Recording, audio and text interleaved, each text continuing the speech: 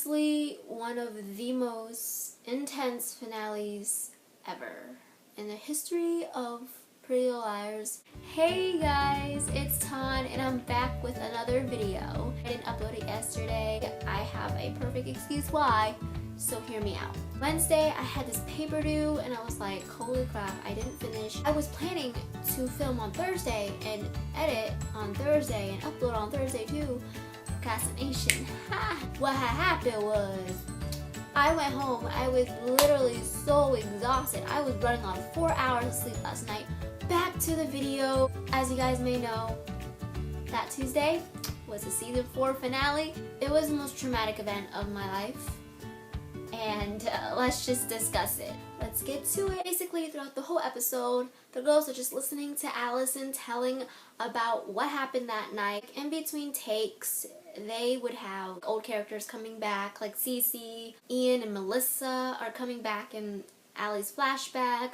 Thaaanh makes an appearance, and I was like, plot twist, Allison trusts Thaaanh. Like, of all people, I would have thought that he would want to be one of the last people that she would have trusted.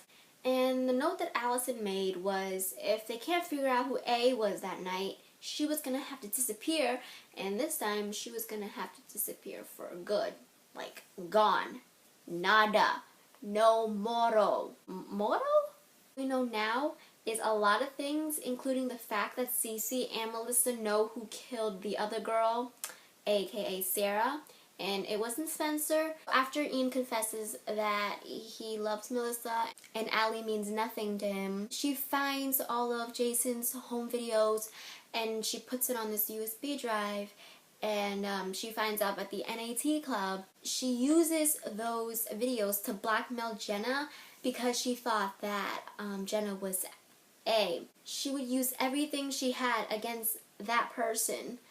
And she even thought the girls were suspects. So what I found interesting was the scene between Allie and her mom in the flashback. Mrs. D was on the phone and she was like, so any news, any important, please send somebody, and stuff like that. And I thought it was really interesting because this is what it leads to. Never turn your back on a Hastings was I think it was kind of like foreshadowing when later in the episode Allison gets hit in the back with a rock, and Mrs. D saw it. Also find out how Allie met Ezra. Allie also accused Ian of being A. Later in the episode, Allison tells them that she was the one who pushed Ian off the bell tower, and she also found Ian walking out, not dead, when Allison realizes that Spencer was the only one that didn't sleep through the night like the other girls. Oh my law, oh my god.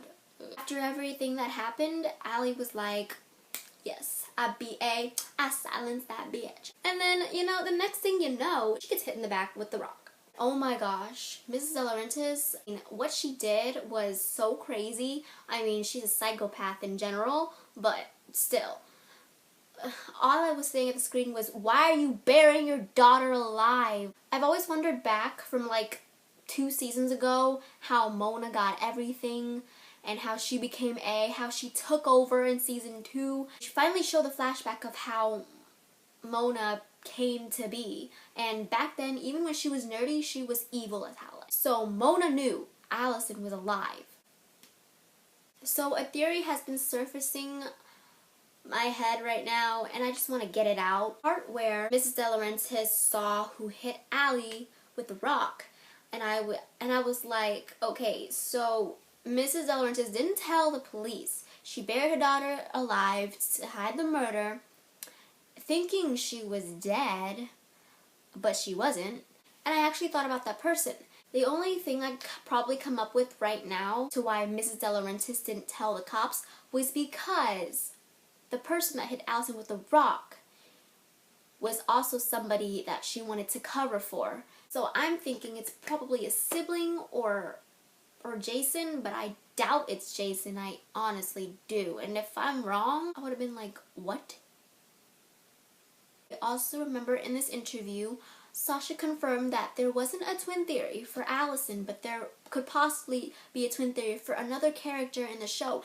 And I'm pretty sure that Mrs. De Laurentiis has an evil twin. A few scenes back, she was on the phone, she was talking to somebody, she was all like worried and crap, and she was like, oh, send somebody and stuff, you know? Like, she might have known that the person was coming out. She probably told Allison not to go to that barn because she knew it was dangerous. After this episode, I strongly believe that Mrs. De Laurentiis has an evil twin, and that was the person that Mrs. De Laurentiis was covering up, or it was possibly another sibling. I really need to stay calm while I'm telling you guys the last 5 minutes of the episode.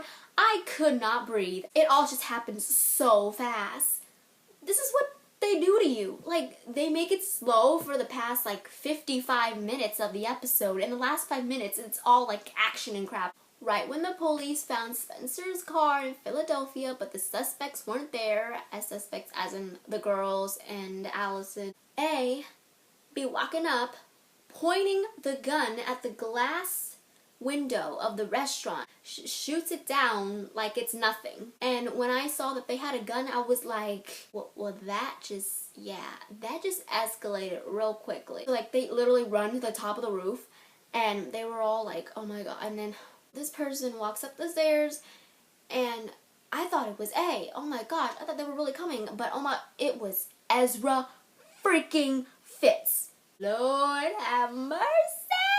Literally, my life just shattered when this scene happened. So, Ezra comes out, and then A comes on the other door, and before you know it, Ezra was like, I know who you are, and then A pointed the gun at him. A was about to shoot the girls too, and I was like, wait, why are they hesitating again? There was a hesitant there. Ezra comes and fights all hero-like and freaking beats the crap out of A. A drops the gun. Hannah picks it up. Hannah points it at A. She's like, bitch, you better take that off, or I'm gonna bang bang you. I don't understand why she couldn't just shoot A. I don't understand that. I don't understand that logic. I would have been like, you dead. You dead. Oh my gosh, we were this close to finding out who A was. I knew it. A was not gonna be revealed, because if A was revealed, then that would be the end of the show. Arya turns around. She calls Ezra, and Ezra is just like, so beautiful. And I'm like, boy, are you drunk? Turns around, there's a friggin' bullet in his stomach. Honestly, I read the spoilers and I knew Ezra was gonna get shot, but it still shocked me because it's one thing to read the spoilers, but it's another thing to actually watch it happen. Arya seeing that Ezra got shot and possibly dying, everything she had against him just disappeared into thin air. And Spencer and Hannah and Emily was calling for help, and they were all in shock too, and that's where the episode ends. Like, I have to wait 3 months to find out if Ezra is alive or not. I did not sign up for this. The end scene. We see Mrs. De Laurentiis getting dragged to her grave. And A starts shoveling dirt and putting on top of her, like she did to Allison. There's no way A could have done that. I feel like there's 2 A's. The person that hit Allison with the rock probably wasn't even A. Anyway, in season 5, I really hope they focus on the 3rd red coat, because we never knew who the 3rd red coat was. We know the first 2 was Cece and Allison, but we never figured out who the 3rd red coat was. But overall, the finale was great. It gave us a lot of answers, but it also left us with a lot of questions. And that's it for this video. If you liked my thoughts and my theories, be sure to give it a thumbs up. If you thought the finale was amazing, it was intense, it was out of this world, please give it a big thumbs up. And also subscribe to me for weekly videos. I make it every Thursday, sometimes on Friday. Also, you can find all my social media links. They'll be down below, so you guys should go check me out over there. I'm really sorry if I lose a lot of hand gestures. Please don't hate me for that. I just talk better if I use different hand motions. But until then, see you next Thursday. Bye!